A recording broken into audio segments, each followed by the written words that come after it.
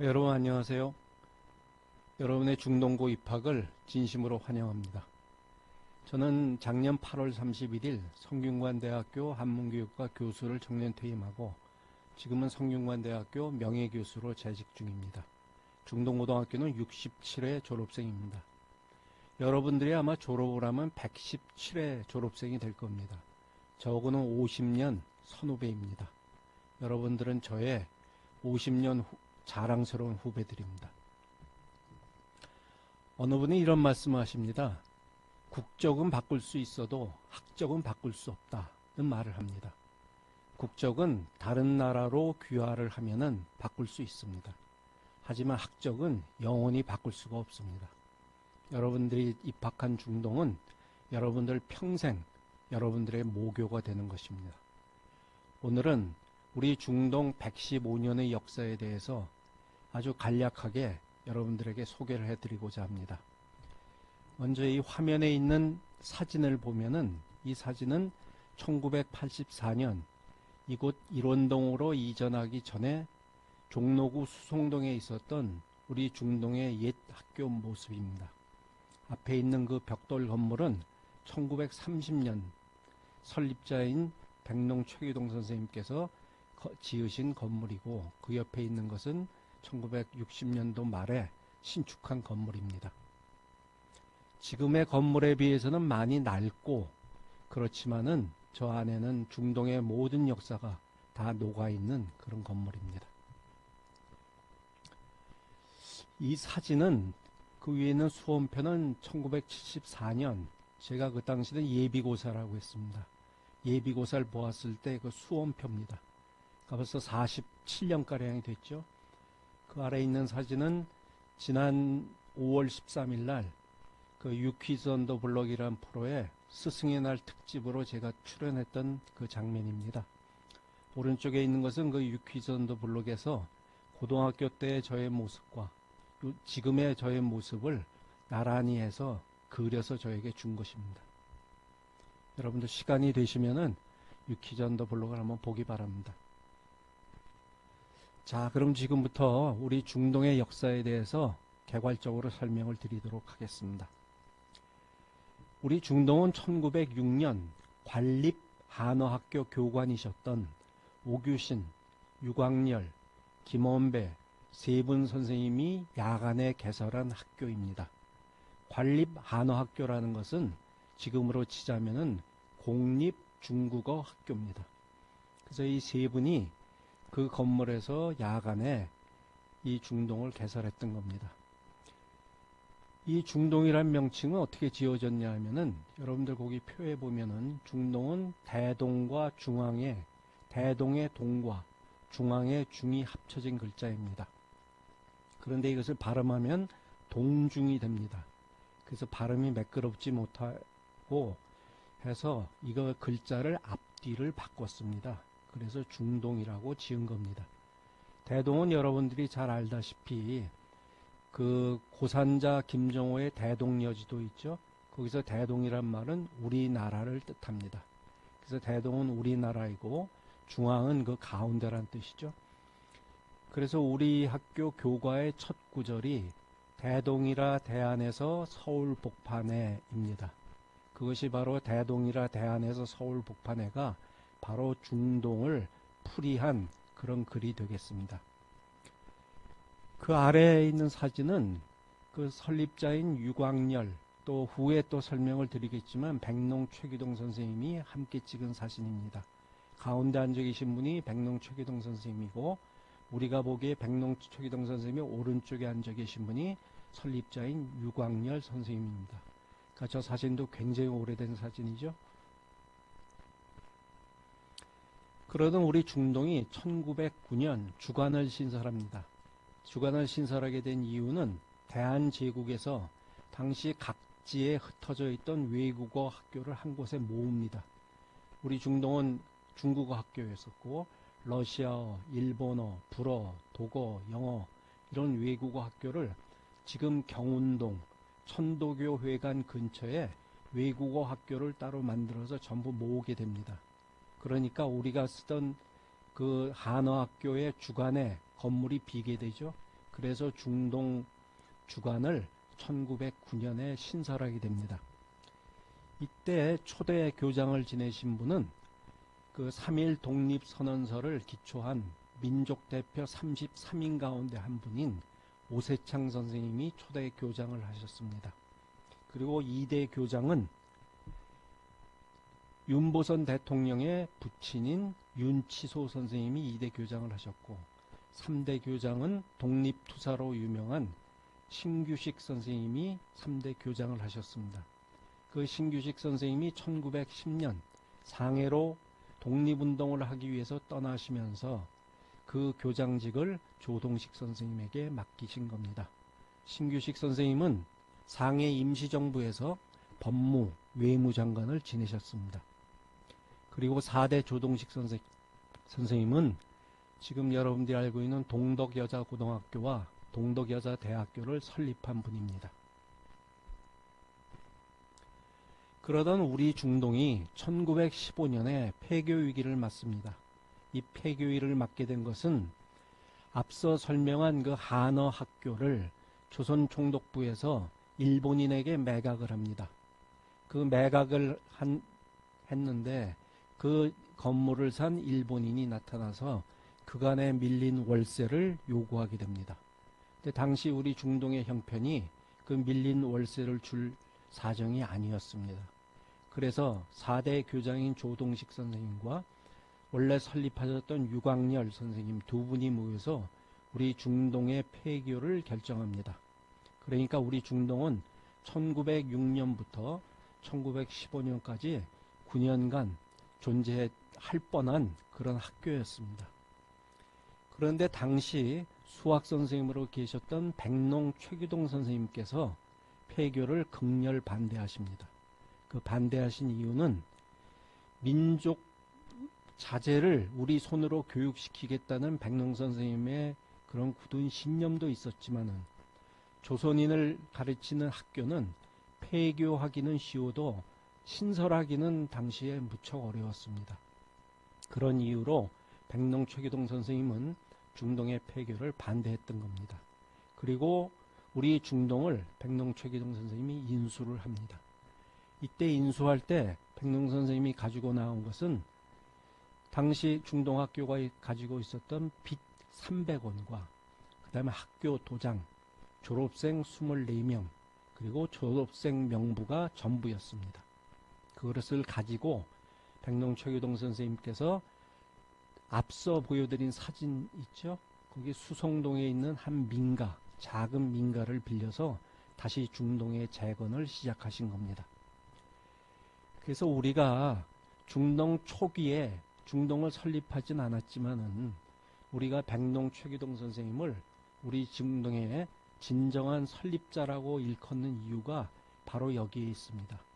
폐교 위기에 처했던 우리 중동을 다시 인수해서 지금의 중동으로 만드신 공은 백농 최규동 선생님의 노력과 공입니다. 따라서 우리가 백농 최규동 선생님을 중동의 진정한 설립자라고 일컫는 겁니다. 백농 최규동 선생님에 대해서 잠깐 설명을 드리겠습니다.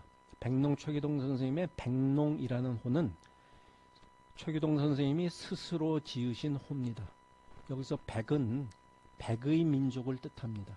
백의 민족은 우리 민족이죠. 농자는 잘 쓰는 농자가 아닙니다. 이것은 한자에서는 나 농자입니다. 나라는 뜻의 농자입니다. 근데 이 농자를 글자를 나누어 보면 사람 인자와 농사 농자로 이루어져 있습니다.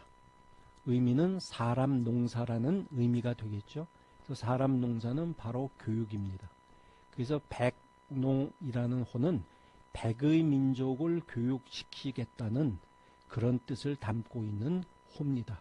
그래서 우리가 이 호만 보아도 최규동 선생님의 그런 민족의식과 민족에 대한 사랑을 충분히 엿볼 수가 있는 겁니다. 이렇게 인수한 중동이 초기에 얼마나 어려웠겠습니까? 그래서 당시에 민성이라는 잡지에서 이런 말을 합니다.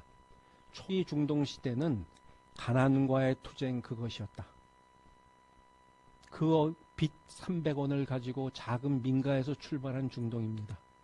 백농 선생님이 휘문학교하고 중앙학교에서 수학 선생님을 하시고 그 두 곳에서 받은 월급을 하나는 학교에 쓰시고 하나는 가정에서 쓰시고 그랬습니다. 그만큼 이 당시 중동은 어려웠을 때입니다. 다음과 같은 민성이라는 데 있는 글귀입니다. 세상에 헌신이란 문구가 있지만 이 말은 교육과 최고 등의 중동 시대를 가장 잘 표현한 것이다. 헌신이란 문구가 있지만 이 문구는 교육과 최규동의 중동 시대를 가장 잘 표현한 말이다 이랬습니다. 이렇게 이야기한 이유는 있습니다. 백농 선생님께서 겨울에도 여름 양복을 입고 다니셨고 양말이 두 짝이 다 온전치 않아서 한 짝만 신고 다니셨습니다. 그리고 늘 조밥으로 도시락을 싸서 다니셨고 그 가족분들은 한 달에 7일 내지 8일을 굶주렸다고 합니다. 그런 어려움 속에서도 오로지 중동의 재건을 위해서 백농 최규동 선생님께서 애를 쓰신 겁니다. 다음은 1940년 동아일보의 기록입니다. 조선의 페스탈로치를 찾는다고 해도 지표는 최규동 선생에게로 향해질 것을 누가 부인하랴 이랬습니다. 페스탈로치는 유명한 교육가죠. 그 조선의 페스탈로치를 백농 최규동 선생님하고 등식화한 것입니다. 이런 이유도 또 있습니다. 백농 최규동 선생님은 천식이 심해서 폐경련이 늘 있었습니다. 그럼에도 불구하고 일주일에 58시간의 강의를 늘 하셨습니다. 그래서 이것을 본 일본인들이 최규동 선생님을 노동적 교육가라고 일컬었습니다. 그러니까 교육을 노동하듯이 그리 한다고 해서 노동적 교육가라고 일컬을 정도였습니다. 백농 최규동 선생님이 이런 말씀하십니다.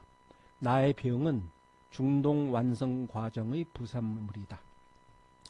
또 교단에서 쓰러질 때까지가 나의 생명이다. 이런 말씀을 하십니다. 그러니까 그런 무한한 책임감을 가지고 우리 중동을 이끌어 오신 겁니다. 다음은 당시에 있었던 여러 학교들이 어떤 출발을 했는지 잠깐 설명을 드리도록 하겠습니다. 먼저 선교사가 세운 학교입니다. 그 여러분들이 잘 아는 배재, 경신 이 두 학교는 선교사가 선교 목적으로 세운 학교입니다. 그 다음에 있는 경기, 서울, 경복은 일제가 운영한 학교입니다.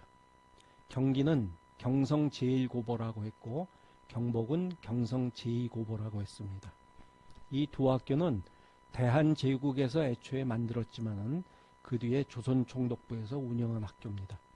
그리고 서울고등학교는 경성중학교로 출발을 했는데 이 경성중학교는 일본인 학생들이 다닌 학교였습니다. 그러던 것이 1946년 해방 이후 서울고등학교로 이름을 바꾸게 된 것입니다. 세 번째는 민족재력가가 세운 학교입니다. 인근에 있는 보성고등학교와 중앙고등학교는 우리 민족의 재력가들이 세운 학교입니다. 보성은 이용익이라는 분이 세웠고 중앙고등학교는 고대를 설립한 인촌 김성수 선생님이 나중에 다 운영에 관여한 그런 학교입니다. 그리고 마지막에 있는 것은 구한말 황실재산으로 만든 학교입니다. 휘문고등학교는 여러분들 잘 알죠? 휘문고등학교는 황실재산 바로 그것을 운영한 학교는 아니지만 휘문고등학교를 처음 설립한 분은 민영휘라는 분입니다. 민영휘라는 분은 명성황후의 인척입니다. 여러분들 역사 시간에 배워서 잘 알겠지만은 당시 고종시대는 그 민씨 위축의 세력이 막강했습니다.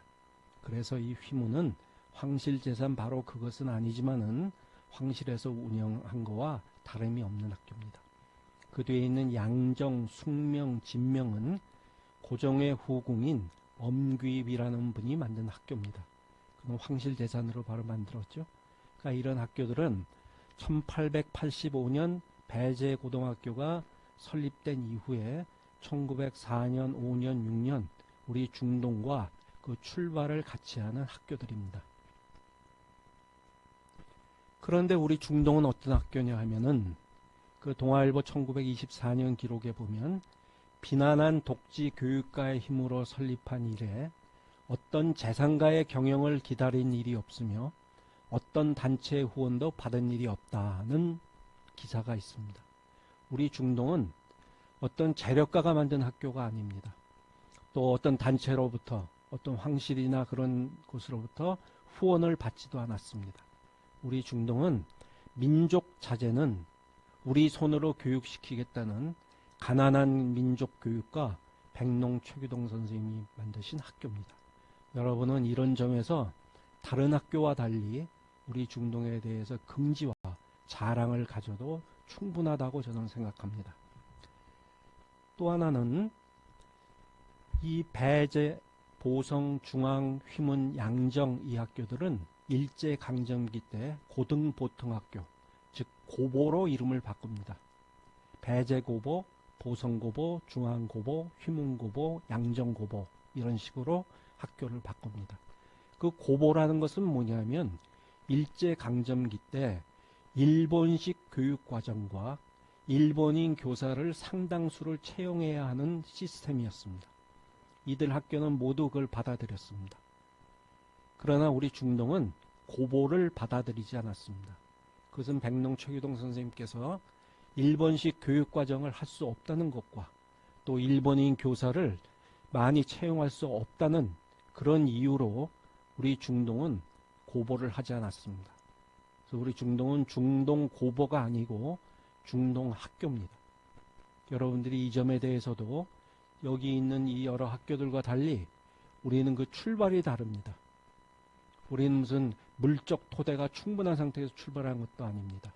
그리고 우리 중동은 민족 교육가가, 가난한 민족 교육가가 오로지 민족 자제는 우리 손으로 교육시키겠다는 신념으로 만든 학교입니다. 그리고 고등보통학교가 아닌 중농학교로 그 이름을 지키면서 지내온 겁니다. 이런 점에서 여러분들은 우리 모교인 중동에 대해서 무한한 긍지를 가져도 좋다고 저는 생각합니다.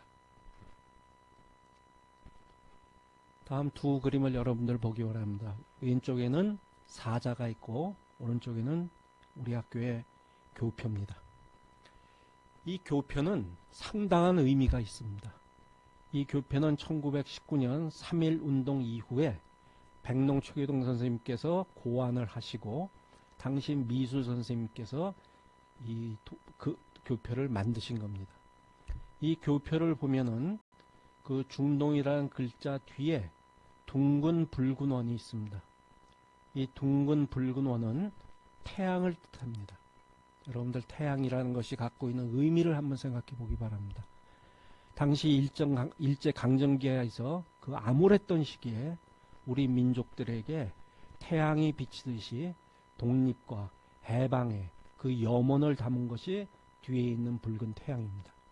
그리고 아래에 있는 무궁화는 여러분들 잘 알다시피 우리 민족의 상징입니다.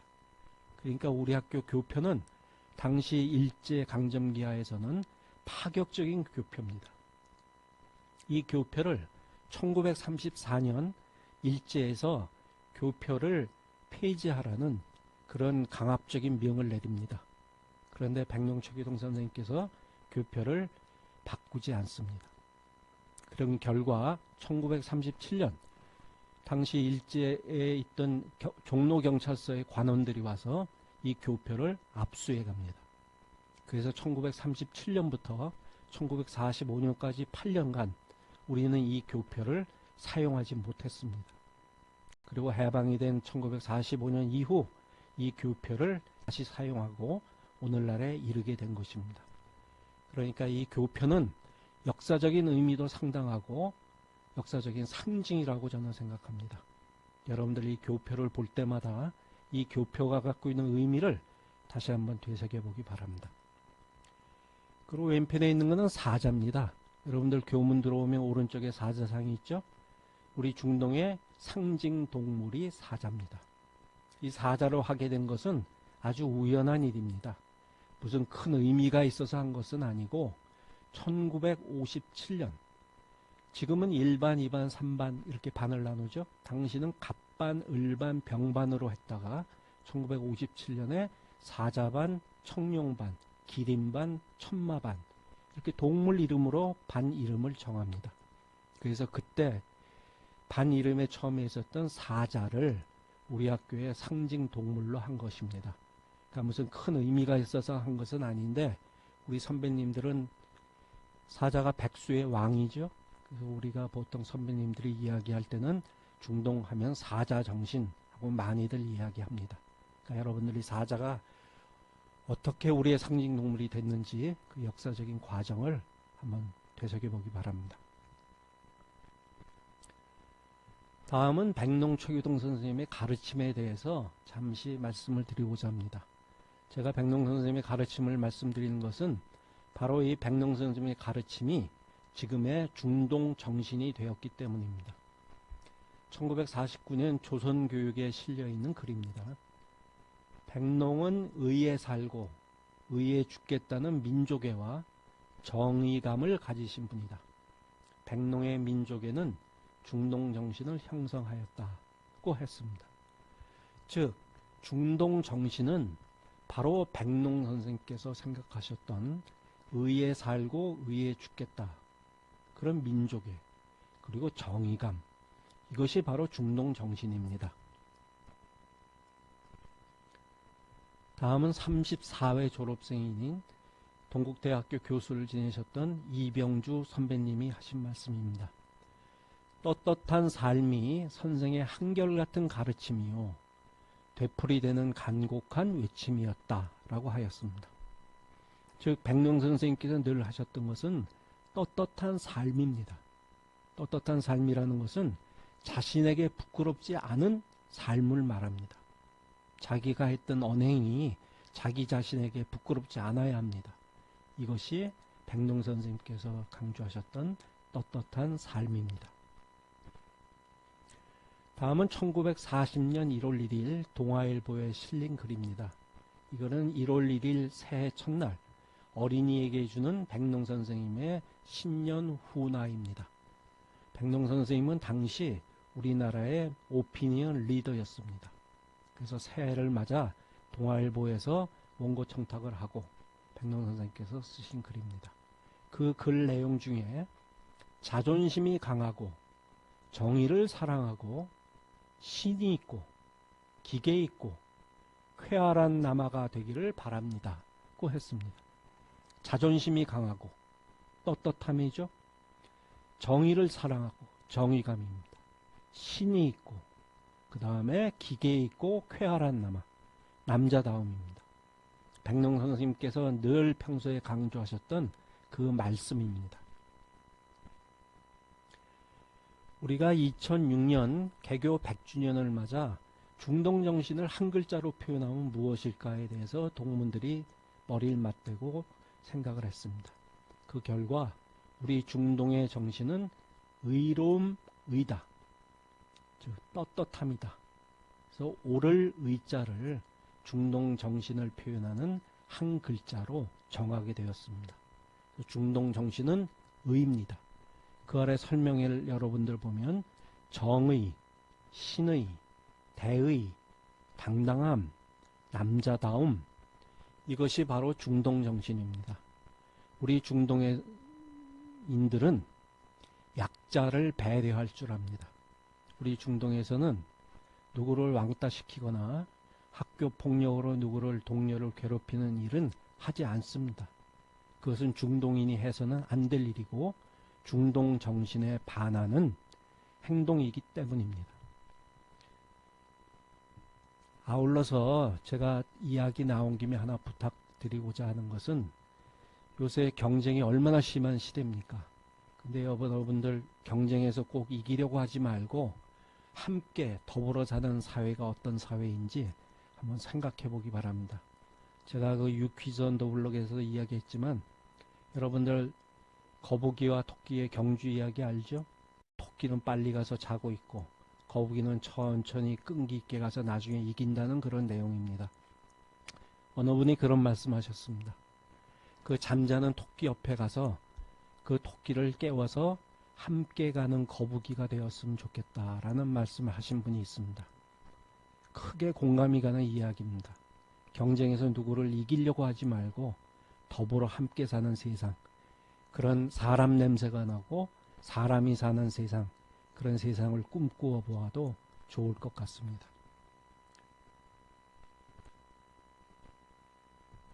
(1948년) 대한민국 정부가 수립된 이후에 백농 최규동 선생님은 서울대학교 초대 총장을 지내십니다. 이 초대 총장을 지내신 이유는 당시 문교부 장관은 안호상 박사였습니다. 안호상 박사는 독일에서 철학 박사를 처음 받고 돌아오신 분이고 우리 중동 졸업생입니다. 여러분들의 선배입니다. 그래서 안호상 박사가 이승만 정권 하에서 첫 번째 문교부 장관을 하시면서 당시 서울대학교 초대 총장으로 백농 최규동 선생님을 천거합니다.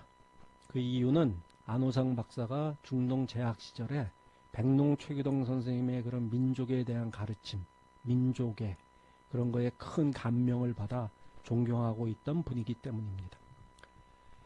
그러다 1950년에 6.25 전쟁이 나고 그때 백농 최규동 선생님이 납북이 되시고 그해 10월에 평양 감옥에서 돌아가십니다.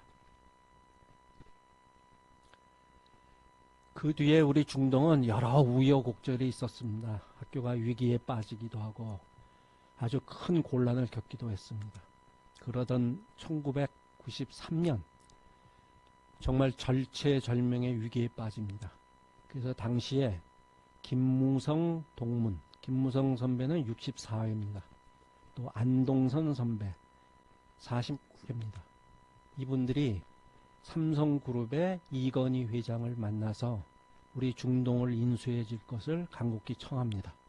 그 이유는 이건희 회장의 선친인 삼성그룹 창업자 이병철 회장께서 우리 중동 선배님입니다. 26회 졸업생입니다.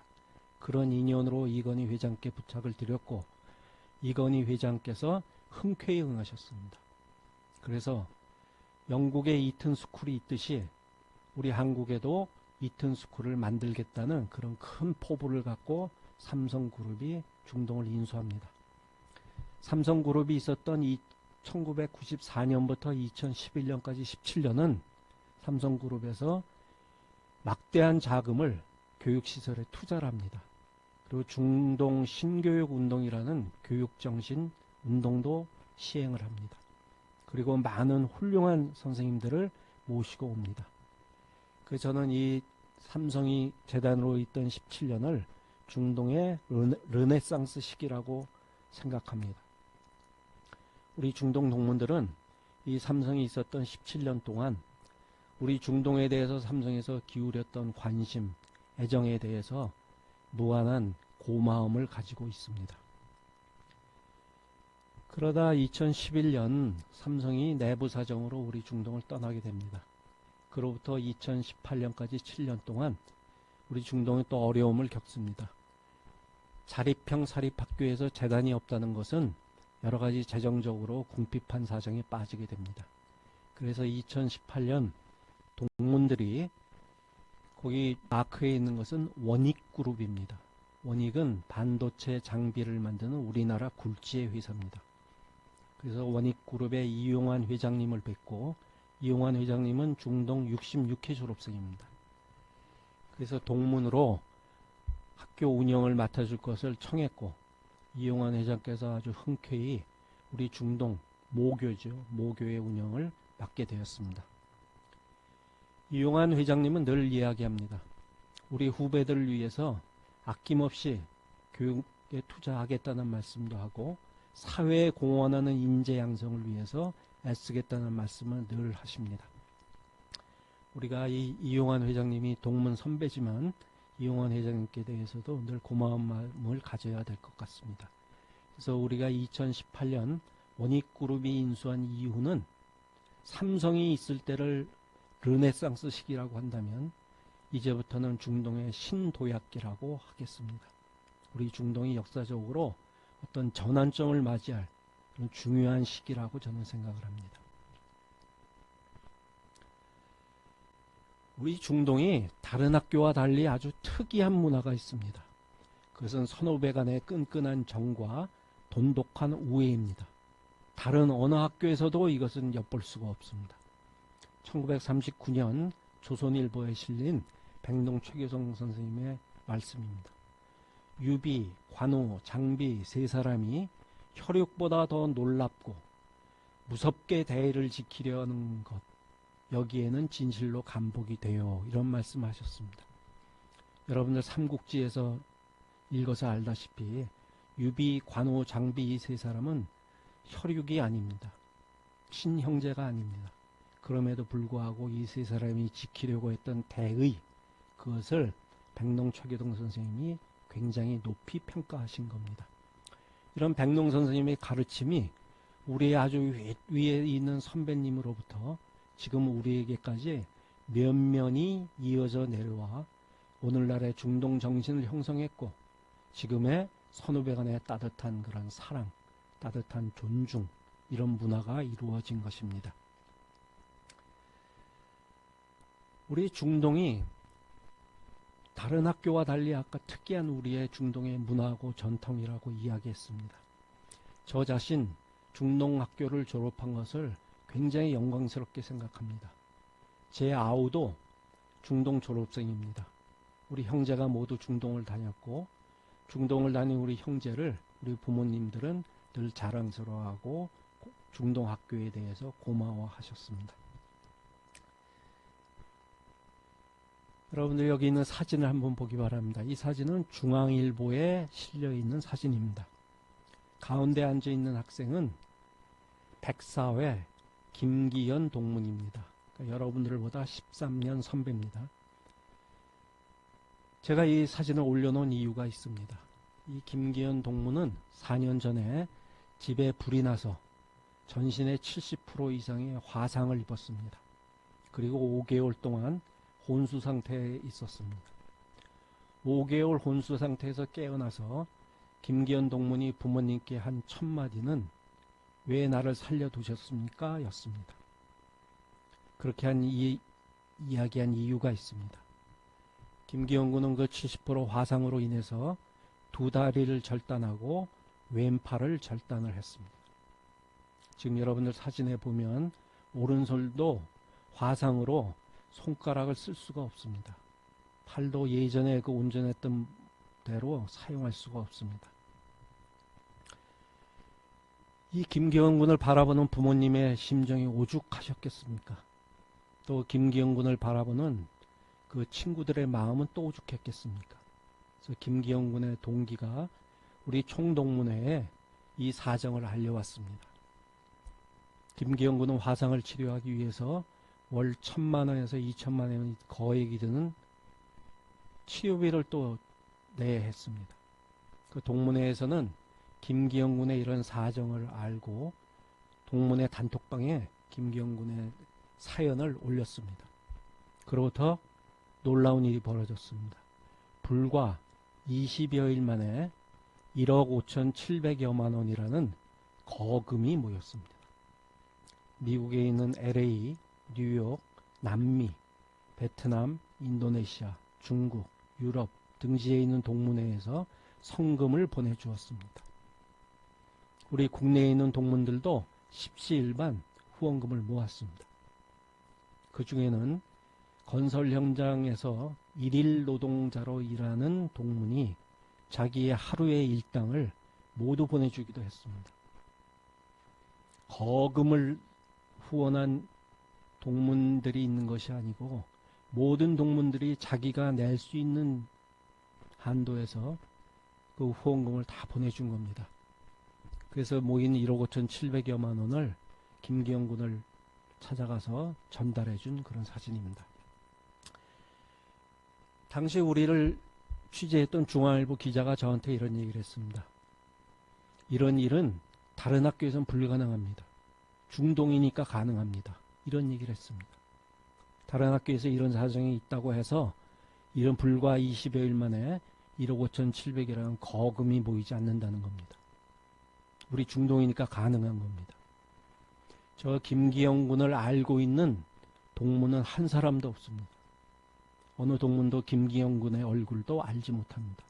그럼에도 불구하고 김기영 군은 우리의 사랑스러운 후배고 우리가 아껴야 될 후배이기 때문에 국내는 물론이고 해외에 있는 동문들까지 이렇게 우리 김기영 군에게 후원을 한 겁니다. 여기 있는 이 편지는 김기영 군이 우리 동문회에 보내온 편지입니다. 팔을 쓸 수가 없으니까 팔에다가 펜을 밴드로 묶고 고무줄로 묶고 해서 써서 보낸 내용입니다. 여러분들 한번 읽어보기 바랍니다. 김기영 군이 그 진정에서 우러나오는 그런 고마운 마음을 편지에 잘 담아서 그래서 보내줬습니다. 김기영 군은 지금 재활 운동을 지금 잘하고 있습니다. 저희 동문회에서는 작년에 코로나19로 왜 세계 각국에서 마스크 구하기가 굉장히 어려웠죠. 그래서 이 김기영 군에게 성금을 보내준 그 해외 동문들에게 동문회에서 마스크를 구해서 다 보내줬습니다. 참 동문이들의 마음씀이 따뜻하죠. 그 의롭죠. 그래서 그 마스크를 받은 해외에 있는 동문들이 굉장히 고마워하고 감동들을 하고 그랬습니다. 이것이 바로 중동의 선후배 간의 사랑입니다. 작년에 그 마스크로 힘들 때 더 편안이라는 마스크 제조업체를 하는 72회 권영원 동문이 우리 중동에 있는 후배들에게 각 100매씩 모두 21만 장을 기부를 해 주었습니다. 그거 쉬운 일 아닙니다.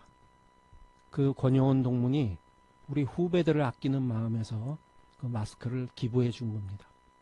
이것이 바로 중동의 선후배 간의 사랑이고 중동 선후배 간의 끈끈한 정입니다. 여러분들도 우리 선배님으로부터 쭉 이어온 이런 중동의 선후배 간의 끈끈한 정, 선후배 간의 사랑, 이거를 잘 지켜가 주기 바랍니다. 이거는 우리 중동의 자랑이고 중동의 긍지입니다. 자, 이제 여러분들 입학을 했으니까 3년 동안 이 중동에서 생활을 하겠죠. 여러분들 이 3년이라는 중동에서의 생활은 여러분들의 인생에서 굉장히 중요한 시기입니다. 여러분들의 인격이 완성되는 시기이기도 하지만은 또 여러분들의 장래의 진로를 결정하는 중요한 시기입니다. 어쩌면 이 3년이 여러분들 인생의 30년을 좌우할지도 모릅니다. 학업도 물론 중요합니다만은 학업도 열심히 하고 여러분들 내가 무엇을 하면 즐거운지 또 어떤 일을 하면 행복한지에 대해서도 진지하게 한번 탐구해 보기 바랍니다. 그리고 아까 중간에서 이야기했듯이 우리보다 못한 또 나보다 못한 약자를 배려할 줄 알고 또 경쟁에서 무조건 이기려고만 하지 말고 더불어 살아가는 세상, 그런 세상을 만들기 위해 우리가 해야 할 일들도 한번 진지하게 생각해 보기 바랍니다. 여러분들 언제 또 여러분들과 함께 대면을 해서 한번 직접 만나보기를 소망을 합니다. 여러분들 긴 시간 경청을 해 주어서 대단히 고맙습니다. 고맙습니다.